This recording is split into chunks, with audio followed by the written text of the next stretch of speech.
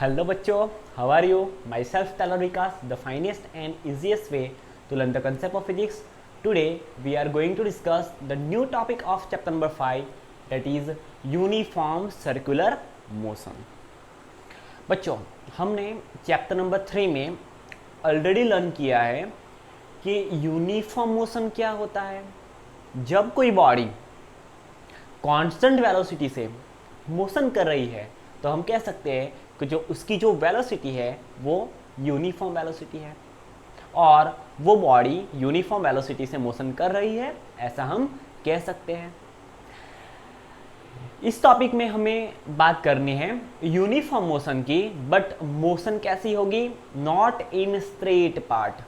हमें linear path पे होने वाली यूनिफॉर्म मोशन की बात यहाँ पे नहीं करनी है, हमें यहाँ पे बात करनी है यूनिफॉर्म सर्कुलर मोशन की, कि कोई बॉडी कुछ वेलोसिटी से सर्कुलर पार्ट पे मोशन करती है तो उसके बारे में, उस पर कौन सा फोर्स लगता है, कौन सा एक्सेलरेशन प्रोड्यूस होगा, इन सब के बारे में आज हम बात करने जा रहे हैं।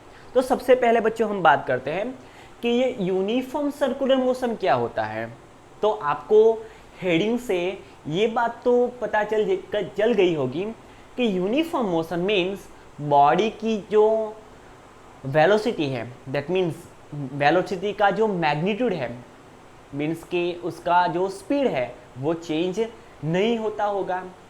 तो हम यहाँ पे बात करेंगे कि बॉडी कांस्टेंट स्पीड से मोशन करेगी, बट कहाँ पे? सर्कुलर पार्ट पे।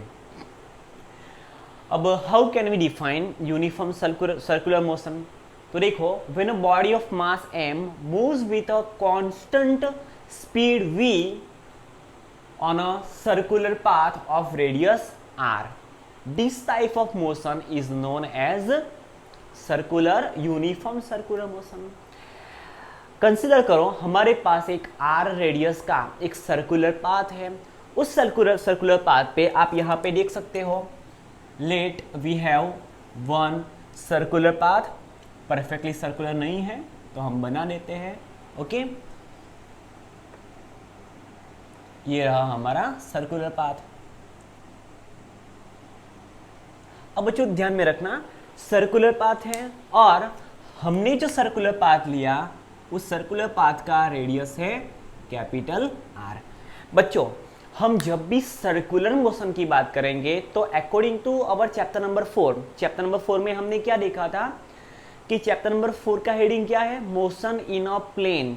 और प्लेन जब आता है तो हम 2 डायमेंशनल मोशन की बात करते हैं। वैसे ही बच्चों ये जो सर्कुलर मोशन है वो भी 2 डायमेंशनल मोशन है। कैसे? तो देखो यहाँ पे, अगर यहाँ पे कोई पार्टिकल है, ध्यान से सुनना, अगर यहाँ पे कोई पार्टिकल है जिसको हम P से डिनोट करते हैं, वो पार्टिकल कुछ कांस्टेंट स्पीड से मोशन कर रहा है। दिस सर्कुलर पाथ, ये सर्कुलर पाथ आपको दिख रहा है, दिस ओरिजिन, उस पे वो कुछ कांस्टेंट वेलोसिटी से नहीं, कुछ कांस्टेंट स्पीड से मोशन कर रहा है। और यहाँ से वो डिस्टेंस ट्रैवल करता करता सपोज यहाँ पे पहुँच गया, तो उसका फाइनल पोजीशन हम यहाँ पे ड्रॉ करते हैं। अब बच्चों ध्यान में रखना, जब हम P की बात करते हैं तो P से वो P डैश तक जाता है तो कुछ लीनियर डिस्टेंस ट्रैवल करता है। उस लीनियर डिस्टेंस को हम x से डिनोट करते हैं। बट बच्चों देखो यहाँ पे, जब हम सर्कुलर पाथ की बात करते हैं तो बॉडी ने कुछ डिस्टेंस, ध्यान से सुनना, बॉडी ने कुछ डिस्टेंस ऊपर भी ट्रैवल किया, कुछ डिस्टेंस बॉडी ने आगे भी ट्रैवल किया। आप यहाँ पे देख सकते हो, पार्टिकल यहाँ पे था, पार्टिकल यहाँ से यहाँ पहुँचा ऑन अ सर्कुलर पाथ, तो हुआ क्या? वो कुछ ऊपर भी गया और कुछ आगे भी गया। मीन्स कि उसका जो पोजीशन है, उसकी जो पोजीशन है वो x डायरेक्शन में भी चेंज हुई, y डायरेक्शन में भी चेंज हुई। सो बच्चों ये जो सर्कुलर मोशन है वो कैसी मोशन है? 2 डायमेंशनल मोशन है, ओके। अब सुनो यहाँ पे ध्यान से, अगर कोई ऑब्जर्वर P पॉइंट को O से देख रहा है तो वो ऐसे दिखेगा। ऑब्जर्वेशन लाइन कहाँ कैसी होगी? ओपी होगी। और अगर वो जो पार्टिकल है वो पीडे से पहुंच जाता है तो ऑब्जर्वर यहाँ से दिखेगा। तो ये जो है ओपी डैश वो भी क्या होगी? ऑब्जर्वेशन लाइन होगी। तो बच्चों बॉडी ने पी से पी डैश तक डिस्टेंस ट्रैवल किया तो कुछ लीनियर डिस्टेंस भी ट्रैवल किया, और यहाँ से कुछ एंगल वो चला तो उसने कुछ एंगुलर डिस्टेंस भी ट्रैवल किया। अब बच्चों ध्यान में रखो, ये जो पार्टिकल है उसने दो टाइप्स के डिस्प्लेसमेंट किए। एक तो उसने कुछ लीनियर डिस्प्लेसमेंट किया और उसने कुछ एंगुलर डिस्प्लेसमेंट किया।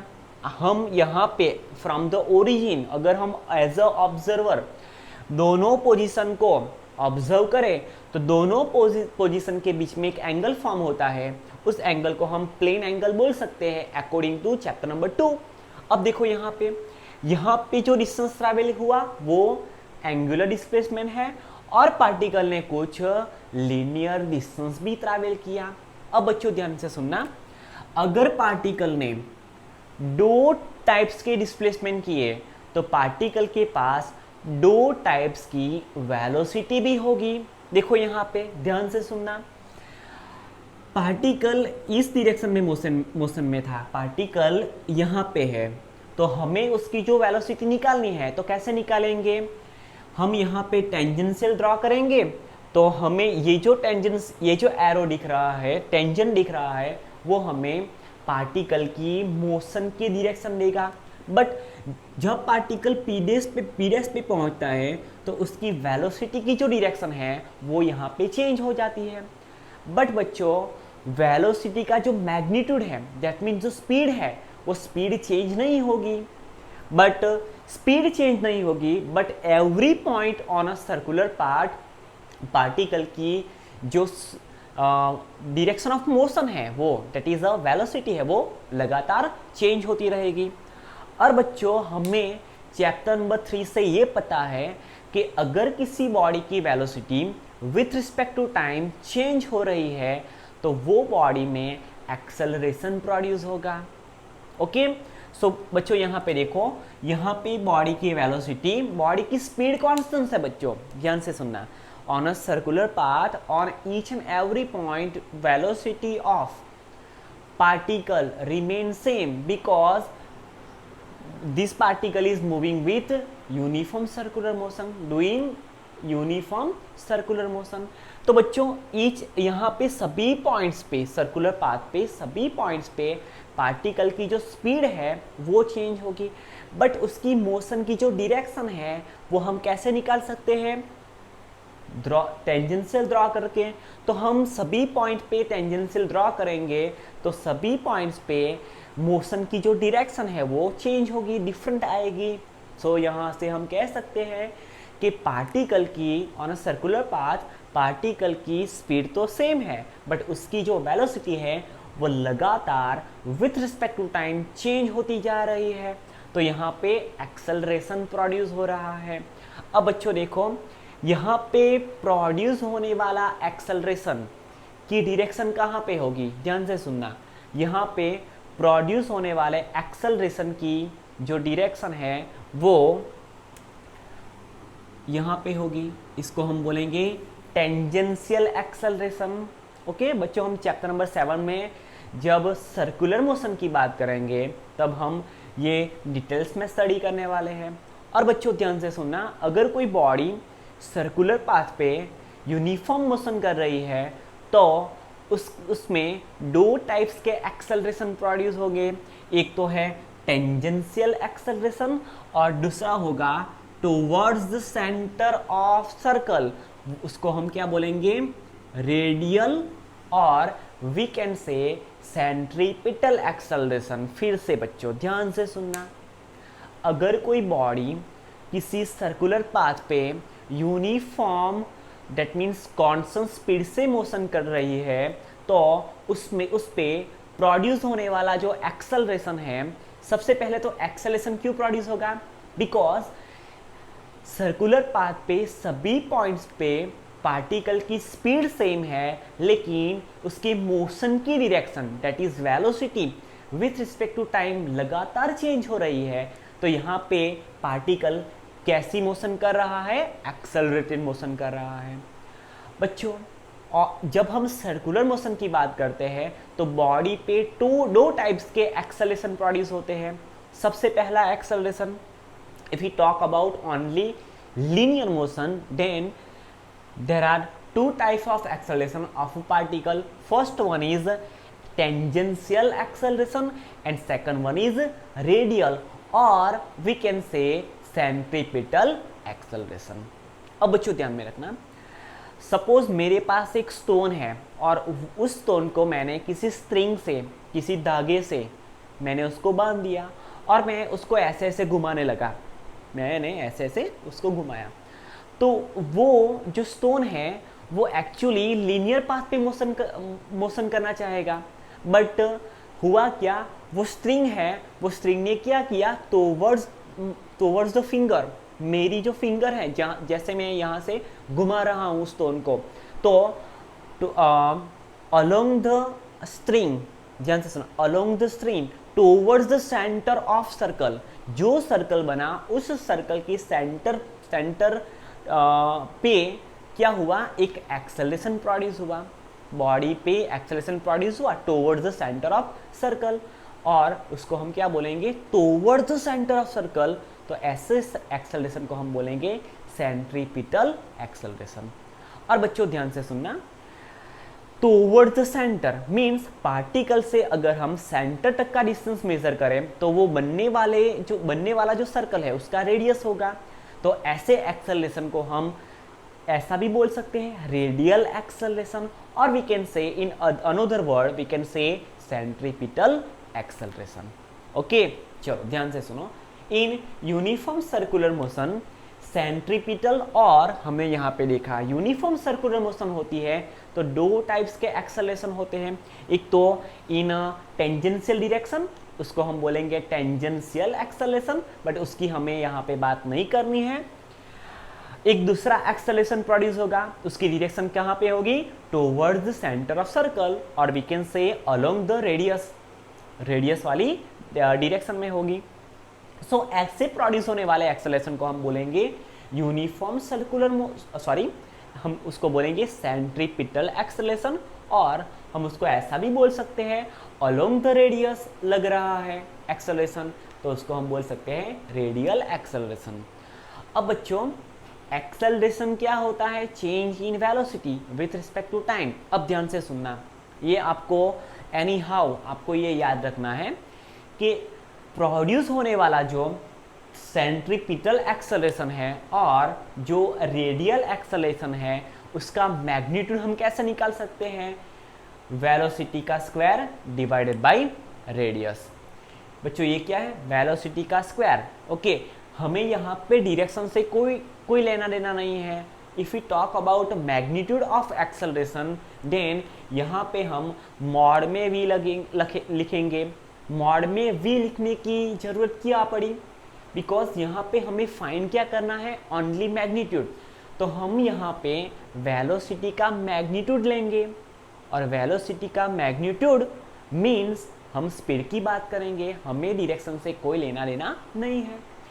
सो ध्यान में रखना, सेंट्रीपिटल एक्सेलरेशन और रेडियल एक्सेलरेशन का फॉर्मूला क्या है, v square divided by r, where v is the speed of particle on a circular path and r is the radius of circular path. Okay, और हमने देखा डायरेक्शन ऑफ सेंट्रीपिटल एक्सेलरेशन और we can say radial acceleration is towards the centre of circle. Okay, ये जो produce होने वाला जो radial acceleration है और we can say centripetal acceleration है उसकी डायरेक्शन क्या होगी, तो वो direction towards the centre of circle, और we can say along the radius of circle.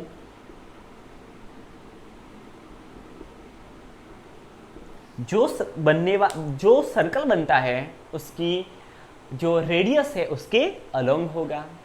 देखो यहाँ पे हमने जो ड्रॉ किया उसको हमने यहाँ से अच्छी तरह से समझाने की ट्राई की है। देखो यहाँ पे हमारे पास एक आर रेडियस का सर्कुलर पाथ है। मान लो यहाँ पे पार्टिकल है, तो पार्टिकल यहाँ से इस डायरेक्शन में, that means anti clockwise direction में मोशन कर रहा है विथ अ कांस्टेंट स्पीड। अब देखो अगर हम यहाँ से पार्टिकल की वेलोसिटी निकालने की ट्राई करें तो हम क्या करेंगे, सर्कुलर पाथ पे पार्टिकल जहाँ पे खड़ा है, पार्टिकल की जहाँ पे पोजीशन है उस पे हम क्या करेंगे, टेंजेंट ड्रॉ करेंगे। तो वो टेंजेंट हमें उस पॉइंट पे, पार्टिकल जहाँ पे खड़ा है उस पार्टिकल की पोजीशन पे पार्टिकल की वेलोसिटी की डायरेक्शन क्या होगी वो हमें देगा। मान लो अगर यहाँ से पार्टिकल चलना शुरू करता है एंटी क्लॉकवाइज डायरेक्शन में और यहाँ पे आ जाता है, तो हम यहाँ पे इस सर्कल को in the direction of motion एक टेंजेंट ड्रॉ करेंगे। तो ये टेंजेंट हमें इस पार्टिकल की इस पोजीशन पे वेलोसिटी देगा। यहाँ से पार्टिकल मोशन करता यहाँ पे आ गया।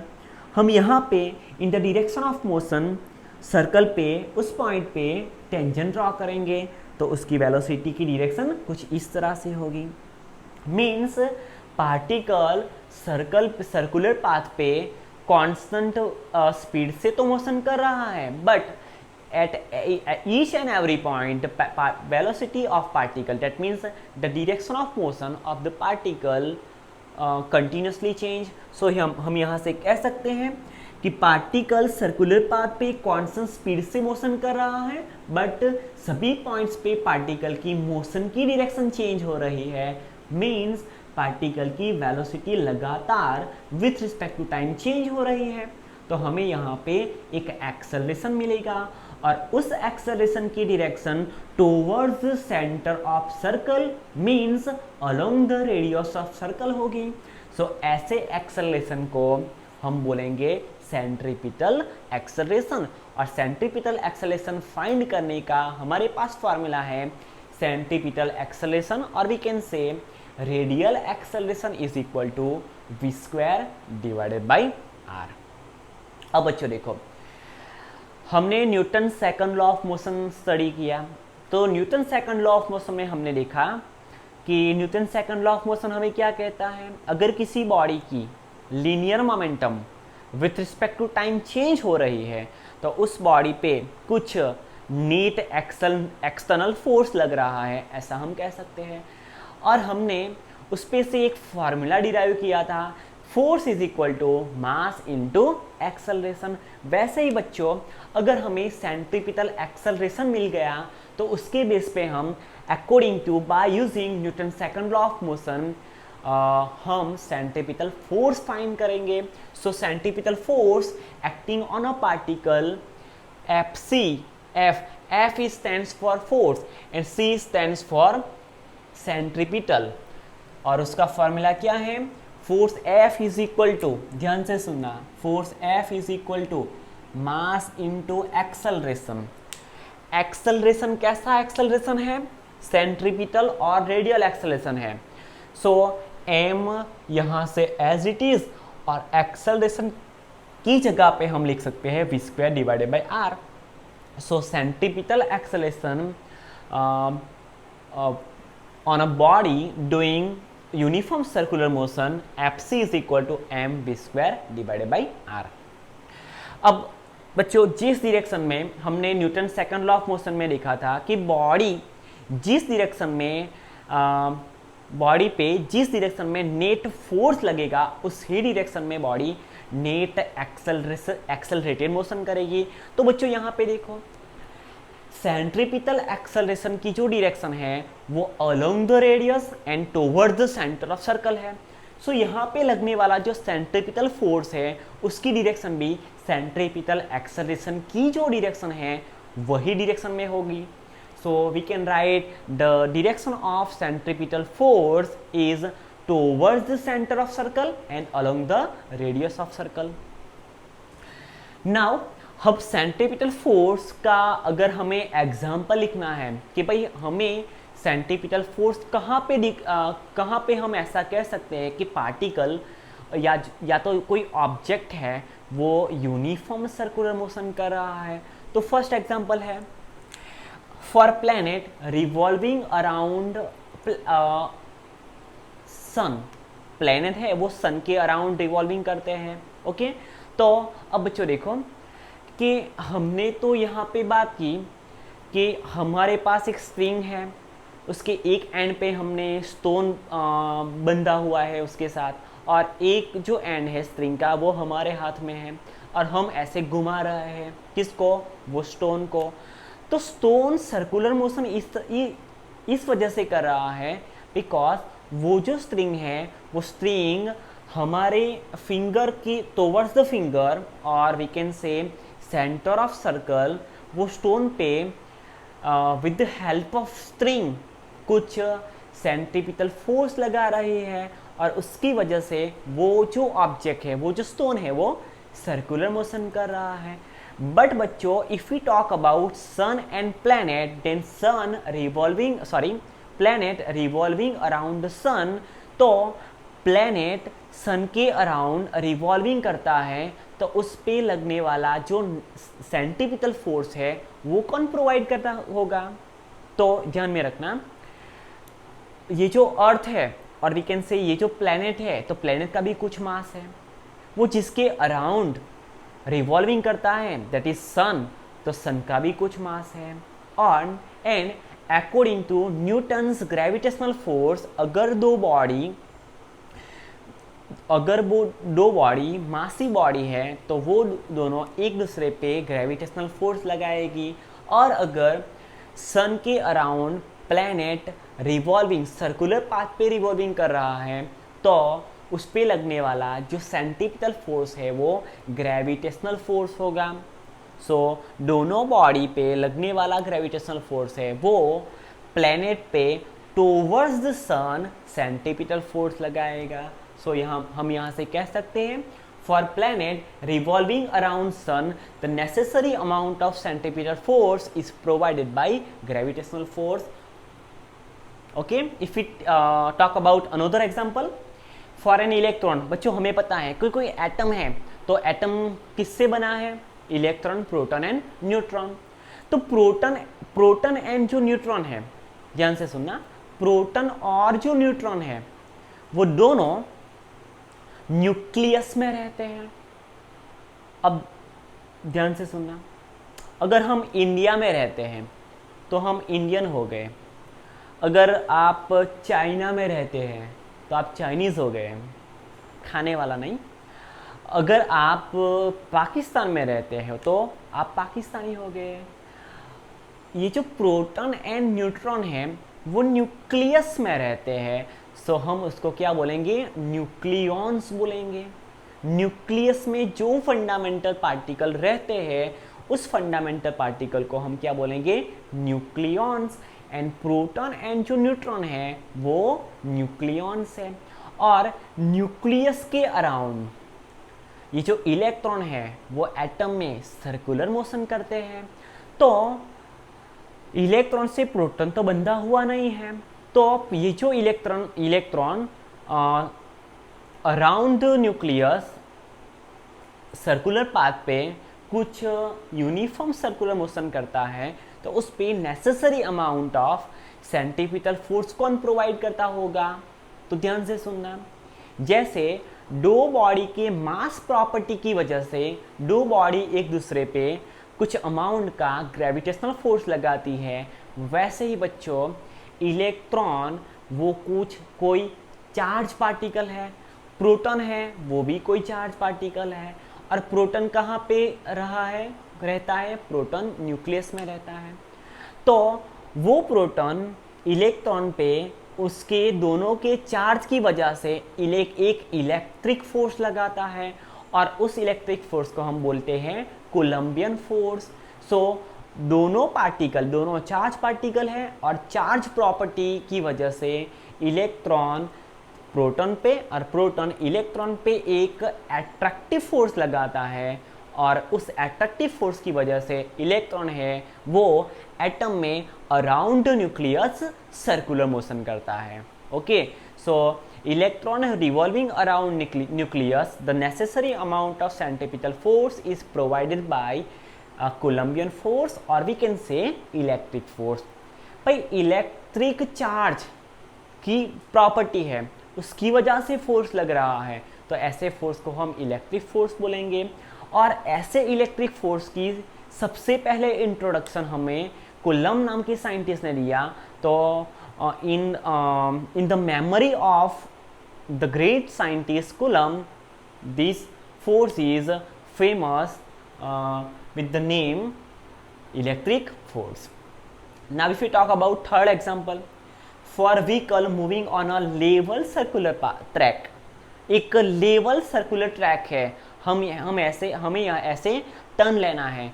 तो हमारी कार, बच्चों आपने ऐसा नोटिस किया होगा, अगर आपने स्पीड से कार चलाई होगी तो, और आपने मूवी में भी देखा होगा कि लेवल ट्रैक पे अगर कोई मोड़ आता है, अगर कोई ऐसा ट्रैक आता है जहाँ पे हमें फुल टर्निंग लेना है, तो हमारी कार की अगर स्पीड ज़्यादा है तो हम ऐसे टर्न लेते हैं, तो हमारी कार कुछ आउटसाइड स्किड होती हुई लगती है हमें। ओके, हमारी जो कार है वो आउटसाइड स्किड करती है। और अगर स्किड नहीं करती तो वो हम टर्न क्यों ले सकते हैं? तो हमें टर्न लेने में हेल्प कौन करता है? तो towards the centre of circular path हमारे व्हीकल पे एक फोर्स एक्ट करता है, और वो फोर्स कौन प्रोवाइड करता है?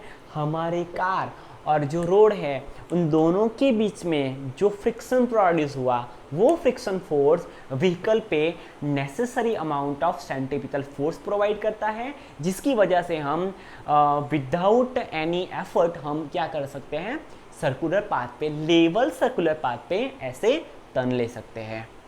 ओके, तो बच्चों आज ये बात हो गई यूनिफॉर्म सर्कुलर मोशन की।